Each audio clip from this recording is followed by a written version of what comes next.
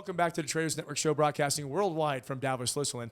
I'm your host, Matt Bird. We're here with our continued coverage of the 2020 World Economic Forum, and my next guests are Pablo Lobo, CEO and founder of Sthorm, and Rock and Roll Hall of Famer, Guns N' Roses, Velvet Revolver, Grammy Award winner, Matt Sorum. Is that right? I get that right? Yeah. Matt, thank you. Thank you. Pablo, thank you. Pablo, we're here today. All of us are here today, and the crowd that's in there waiting for you guys to come out of here, because what's happened back in 2010 with your son, and how you that story and how it evolved into Sthorm today. I don't think I could do this justice, so I'm going to pass you to Mike. And why don't you tell us a little about the journey that you went on and why we're here right now, leading up to where we're at today. And Matt, we'll pass it off to how you guys got connected and where this is all going. Does that sound good? Yes, sir. All right, Pablo, here you go. Hi Matt, thank you. To Matt, so it'll be easy. Okay, basically, I used to have a large production company in Brazil, like the movies and music, investing in music mostly. That's how we met, like more than 10 years ago, but Matt can tell a little bit more about it. And in 2010, my son, he got sick, and so we spent around 5 hours trying to find out what happened and what's happening with him, and he was getting worse and worse. And then he starts scissoring, and the scissors last for probably 5 hours, and we ended up in a hospital. We saw a physician, and this young physician, she came to us. She came to my wife actually and said, "I want to try everything that I think that can be, and if you sign here, I will try probably like maybe 2 or 3 things that he can have." Yeah. So she tried. One of the things that she tried was herpes encephalitis. So and she made a very good job, because this kind of encephalitis can kill you in 2 days. You have probably not more than 24 hours to treat. After this there's no chance. Make the long story short, we spent 1 year in the hospital with him. And he lost half of the brain. And after this, I decided to shut down the company and make my hobby. I used to always work with technology, and I decided to work with technology to help people, to make something that could really impact people, the planet. And I called Matt and said, "I'm quitting. I'm selling the company, and I really wanted you to join me in this new venture." In that, back in the days was We Do, but different name, right? Mm-hmm. Yeah, the name was not We Do, but we started working in a game to help people, like Pokemon Go alike. But instead you go after monsters, collect monsters, you have to go after problems, pain points, people, and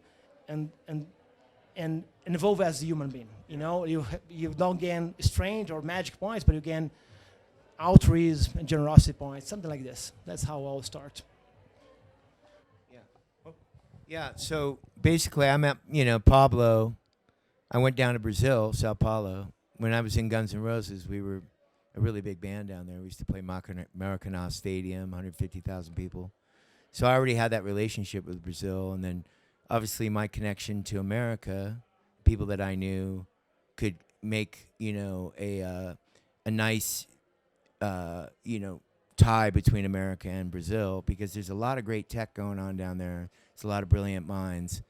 And so we started out on a bunch of projects. I've always believed in Pablo, but when Sthorm came along and the science of viral cure and what's happening within that platform, it's very exciting, because there's a lot of viruses out there that aren't being cured based on the fact that they're third world problems, if that makes sense. Yeah. So, these big pharmaceutical companies don't want to buy these patents because there's really no money in it. So we still have Zika virus, we still have malaria. There's a lot of diseases out there, and Viral Cure is one of the startups under our umbrella company, Sthorm, and we have great scientists, and we're very close to coming up with solutions for that. And then music and art, that's why I came in, and we're here at GBBC because this is a blockchain solution forum. And that's coming, because I come from music where things got really shaken up in digital. Yeah. You remember, I'm from back in the day when we made records and CDs and cassettes even. Cassettes. And then along came Napster, and then Steve Jobs was the first one to really figure out that now we can stream music. So I don't really see it as a much different paradigm with blockchain. It's just a matter of educating people. I think that they think, Bitcoin and Ethereum and all these things are sort of a get-rich-quick thing. It's not Vegas. We're trying to build protocols here to run financial systems in a more expedient way. And for musicians, myself, I think the future is real-time payments because we have real-time streaming. But the thing is, we have to educate people. So blockchain is still kind of a little bit of a foreign language. But Sthorm's got great initiatives in waste, which we're looking at. And then, art. We have digital arts becoming a reality. There's like stuff going on online where people are buying art online that's not even real. It's digital. Yeah, they sold one digital rose for $1 million online, right? And then crypto kitties. So there's really cool stuff happening. And the thing that's cool about Davos is everyone's here looking for solutions, obviously, to a lot of things, climate change, all the way across the board to solutions for my world, art and music. And it's exciting. Oh, man, it's amazing. Okay, so Sthorm is treading new ground on the blockchain side. I can now see the connection between blockchain on the health sector because of the data sets and the outcomes that it produces when you integrate it into the medical environment. You definitely need institutional adoption, right, to be able to create those personalized medicines that I think what we're talking about right now, right? Pablo, where do you see this going? And aside from all the applications, and it was really well delivered, what you were talking about as far as the different applications that Sthorm is taking on. How do you see this really affecting personalized medicine to prevent outcomes of what happened, or may prevent the complete outcome of what happened with your son or whatnot? Do you see that happening in the next 1 year, 2 years, 5 years, 10 years? I hope so. That's why we're working. Yeah, but I think before personalized medicine comes, this is my opinion, okay, the very personal one. But I think blockchain can play even a bigger role.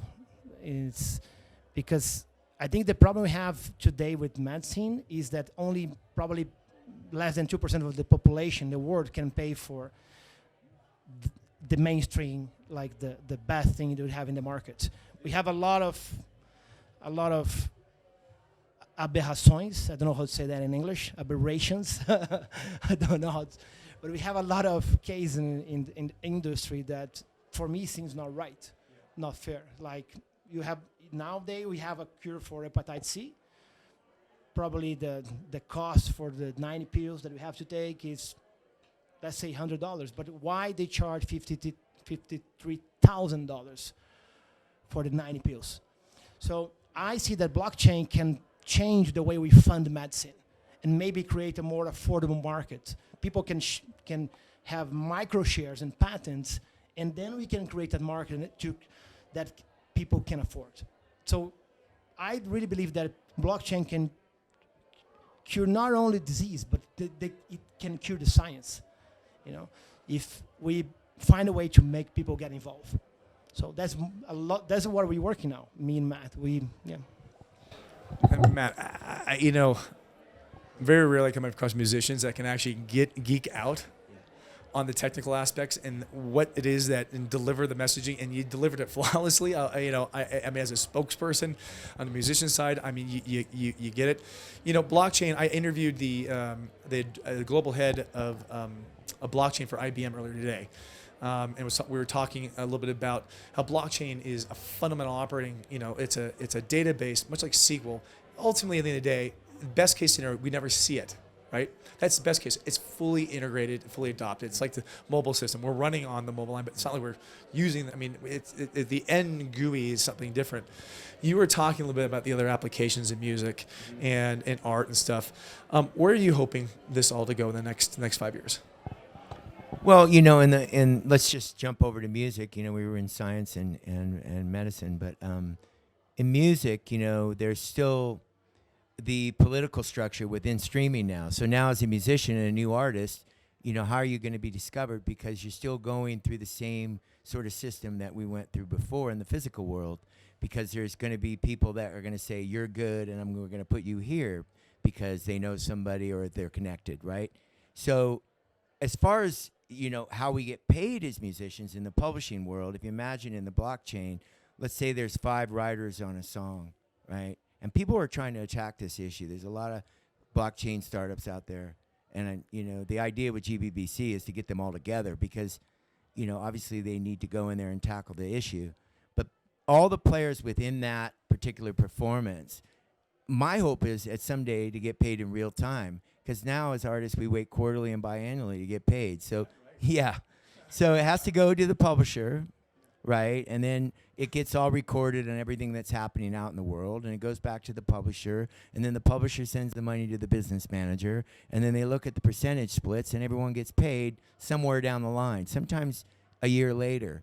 Now, can you imagine in a world, you could look at fashion, shopping, whatever you're doing, a company or even a brand could get paid in real time while everything's going on with no, and cut a lot of costs. And I think that the same thing's happening in the music industry that happened when digital came along. When Napster was created by Sean Parker, he brought that to the record companies and offered it to them. And then they were like, why do we need that? We've got cassettes, and then along came Steve Jobs, who understood the concept, and, the rest is history. But, after that, what's the next phase for us? As musicians, we've had to actually struggle because our physical sales have dropped incrementally, and now we're live artists, and we have to make merchandise. So the future game for me, and the best solution would be at some point, these higher-ups understand that this is going to save them money in their solutions in the financial market, which we already have seen, with transfers from the World Bank and everything else, that this can happen in real time. Everyone can still get paid, but you're going to save all this middleman moving around, mail, time frame. And that's the exciting thing for me as an artist. And for young artists, peer-to-peer, right? So there's a lot of cool stuff happening in that world. And like I said, digital art, and for impact. At Sthorm, we have an impact art project called Theos, named after his son. But it's basically you do art online and people tokenize it for impact, for causes, right? It's like art, fun, cause orient, like CryptoKitties, but impact. The money goes back to causes within whatever you want it to be, because on the blockchain you can write that smart contract however you want. That's right. So, yeah, and that would make a lot of solutions for the philanthropic world, which we know is not very well regulated, and a lot of the money doesn't get where it's supposed to go. So if everyone's on a decentralized system, we're able to see that this is really happening. That's the thing. I love the fact you brought the decentralized in the ledger aspect of it, because we're seeing that right now in Canada and the Trudeau's cabinet. They've deployed in some of the impact initiatives full transparency on use of funds and where it's going. I think you're absolutely right. I think nonprofits, I believe, and I work with a lot of NGOs, as you know, United Nations and EU Parliament and a bunch of others. But on the NGO side, they take in a lot of funds, and those funds are not always appropriated properly. No, it's very little. It's a very low number.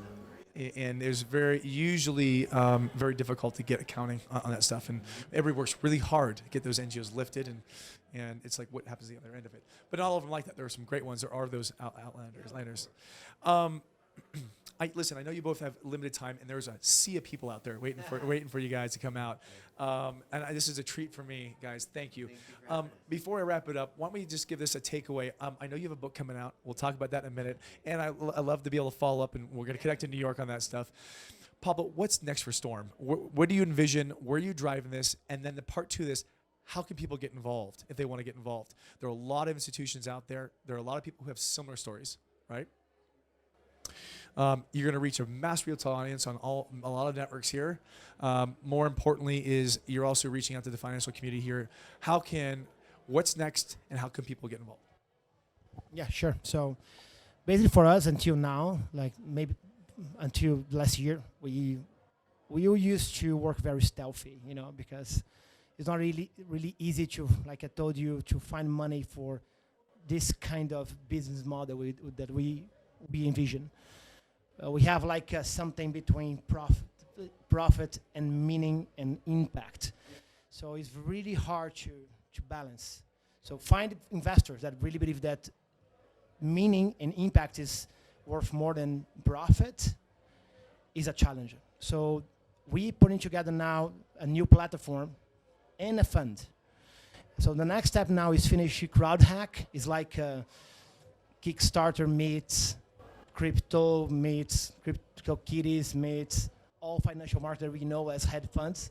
We're building like a marketplace for out fund, people that want to invest, want to be investors, because this is something also tricky. You know, if you think about investment, like only 2% of the people in the world can invest, bet money in something. You know, it's not something that everybody, it's luxury. Okay, so we really believe that if we build something that can make everybody become investor, micro investments, we can create a different scenario, a different market. So next step for us is finish CrowdHack, that is our marketplace for outfunding, and put together the fund to bring people on, to bring investors and hedge funds, traditional investors, to help us in this hybrid model.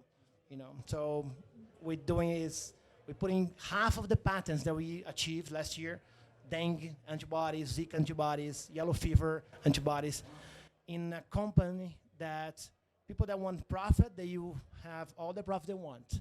Half is them. And with our half, we design a different legal structure to fund the labs, the small labs that we are funding now, that they make a commitment with us. We fund you, we go after money for you, for the amazing research you guys want to do, but we want to have the rights to have, in some case, for poor people that cannot pay, royalty-free. Because the royalty takes, sometimes in countries like mine in Brazil, can be 90% of the final price. So we're using the patents that we are achieving now to put in the deal, in the table, and okay, let's try to create affordable market. That's what the next for us. That's awesome. Yeah. That's awesome. Matty, you're up. You're up. What's going on with you're gonna get hold of me? That's amazing. Thank you, Pablo. Matt, listen, we're wrapping up. Yeah. You've got people out there waiting for you, and tell us a little bit. I know you have a book coming out. Why don't you give that book a little bit of plug, and we'll wrap this up, and you guys can get out to doing your thing. Yeah, I have a book coming April 7th. Pre-order on Amazon right now. We love those Amazon guys, right? They're taking over everything. And it's called Double Talk and Jive. It's a memoir. It's basically the story of my life and takes all the way up to this point. It's a bit of a wild ride.